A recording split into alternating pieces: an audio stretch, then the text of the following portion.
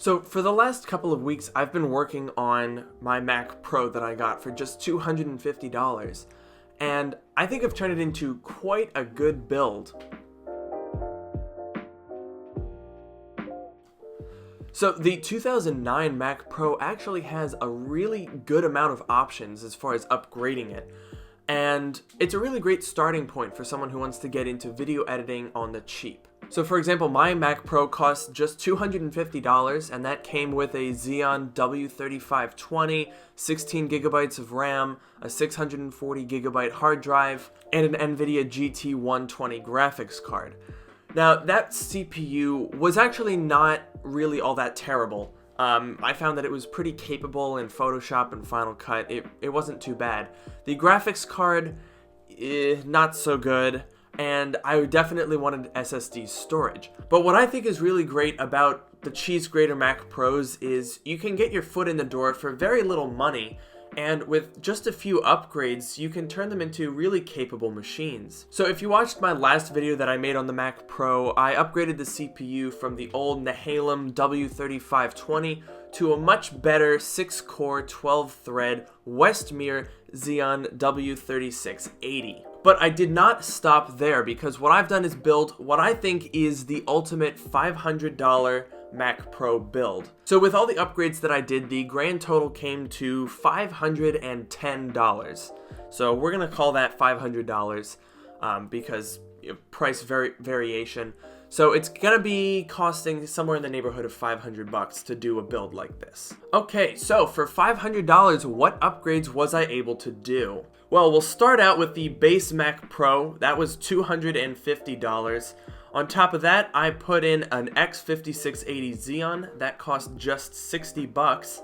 I also bought a 1TB hard drive for Final Cut libraries and the sort. That was $30.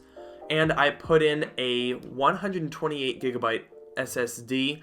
That was also only $60. And for the graphics card, I put an R9 380 2GB card that I got for $110. So the way that I have this configured is I have macOS installed on my 128GB SSD, which is on the smaller side, but I also really wanted to put some of the money of my $500 budget towards something with a little more storage. So the 1TB SSD is where I have put all of the Final Cut files, raw footage, audio clips, all that sort of stuff. And on the original 640GB internal drive that this computer came with, I installed Windows 10 in Boot Camp. Now, I am still working on getting games installed, especially in the Boot Camp partition, because my internet here is really slow and it takes forever.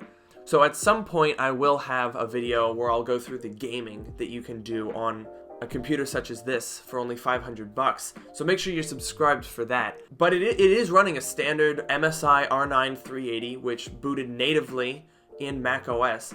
So the performance is pretty decent on a card such as that, and for $110, I really can't complain. Now, down the road, if I need it, I would like to put an RX 580 in a machine like this, because the RX 580 has native support in macOS, and it's a really good card, and it works very well with Final Cut. But for now, as a budget option, the R9 380 is really good. So as far as the performance on a machine like this, it's actually kind of crazy the kind of value that we're getting here, because this computer was $510 in total, and it's got almost 2 terabytes of storage, some SSD, some hard drive. It's got a 6-core processor, and it's got a pretty decent graphics card that's good for not only productivity, but gaming as well. So as far as performance in Final Cut Pro, I really can't complain.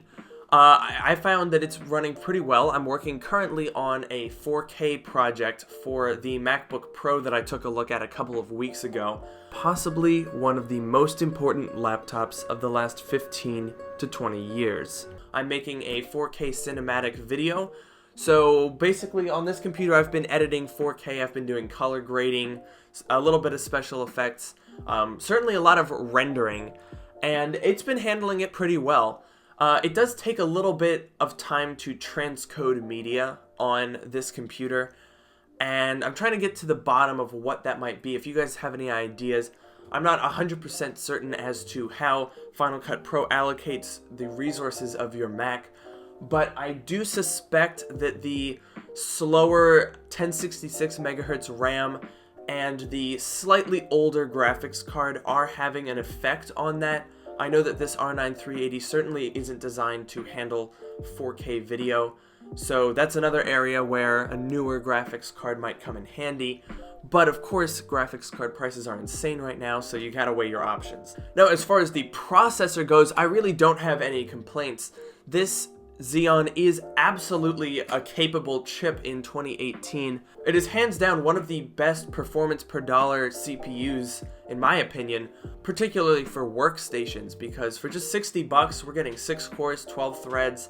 It scores right around 800 in Cinebench, which is really respectable. My Core i7-7700 scores about 850, and that CPU was about $350. It's a little cheaper now, but for 60 bucks, that Xeon is really, really good. So for games like Sid Meier's Civilization V, Cities Skylines, if you want to do more gaming, then a CPU like that is really good because games like those are very CPU heavy and they can really make good use of those extra cores and threads. So as far as drawbacks for a machine like this, because we have to keep in mind that $500 is really not that much money, especially when we're talking about Apple products. So if you were shopping for a MacBook Pro with a budget of $500, you couldn't get anywhere near this kind of performance.